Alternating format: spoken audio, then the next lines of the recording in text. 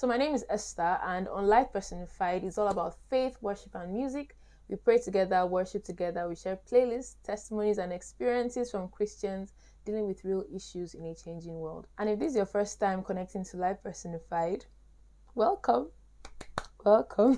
Recently, I've been reading the book of Exodus, and I was just like, wow, how did I not notice all these things? Like, it's like every single time you read the Bible, it's new again and again. Because what I do is that every time I read my Bible and I take note, like there's something that stands out to me, or I just notice, I would underline the parts and I'll just write a small note about, oh, this was what like I got from it or something. I'll just write a small note in the corner.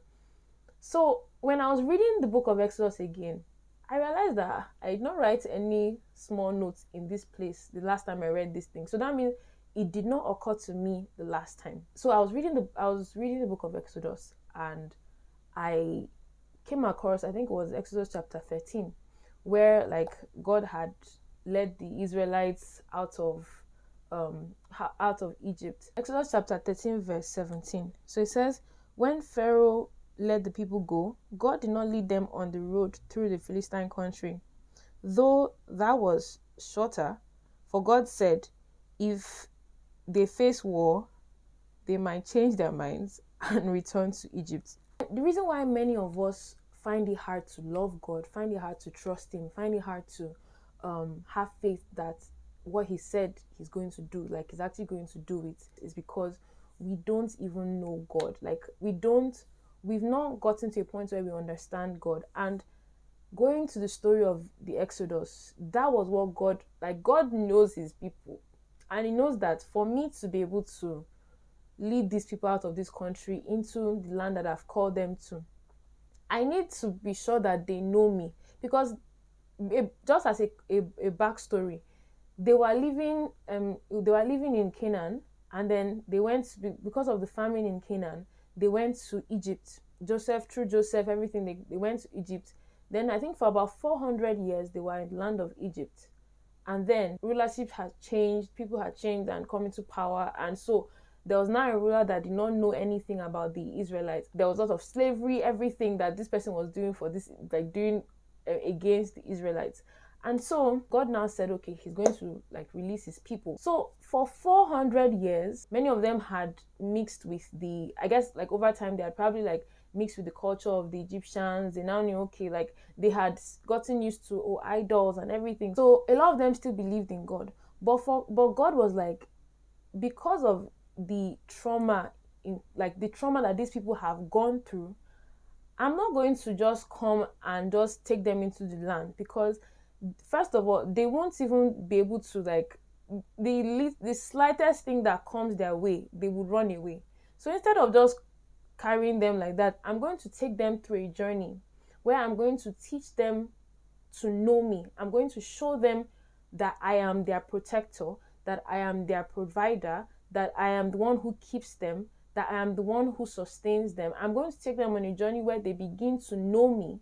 And when they come to at the point where they are getting to now know me, that's when they will enter the land. And so based on that, they will be strong in their faith. And so first of all, they left Egypt. I even went to check the map at that time to see how the journey was. And truly, there was actually a straight journey that they could have used, but instead they now ended up using a deep V journey, just because God wanted them to pass through that entire phase. So first of all, they left Egypt, then they came to the Red Sea, and they were like, hey, now what are we going to do? And then God parted the Red Sea.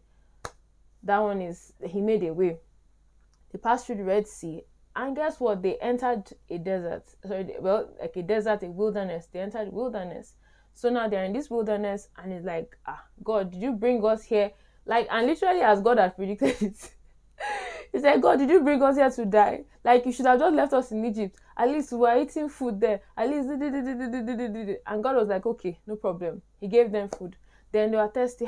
God, you just brought us here to die. Then God now said, okay. He gave them water. So at every point in time, God was showing them that, see, I am the one that provides for you. It is me that keeps you. I am your God. I am it was really God was teaching them to love Him, to know Him.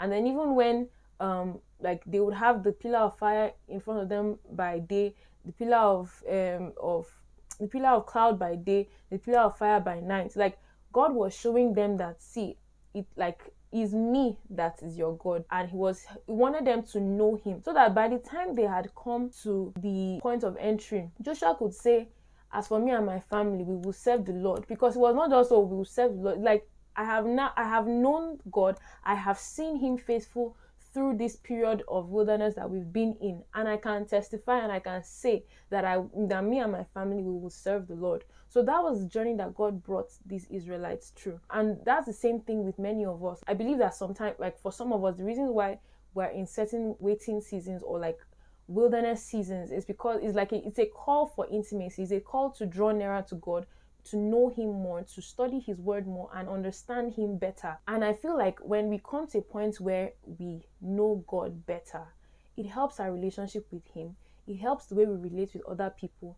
It helps us in the way we deal with certain issues in our lives. It just basically helps us to become better people. And you can't know God until you read his word. If you watched this video so far and you learned something from this video, please let me know what you learned in the comment section. And if you have any other thing to add, please also let me know in the comment section. I look forward to hearing from you. And if you've not yet liked this video, please like this video. Yes, give this video a thumbs up, and also subscribe if you have not yet subscribed. All right, guys, so remember that you are blessed and you are loved always. Bye.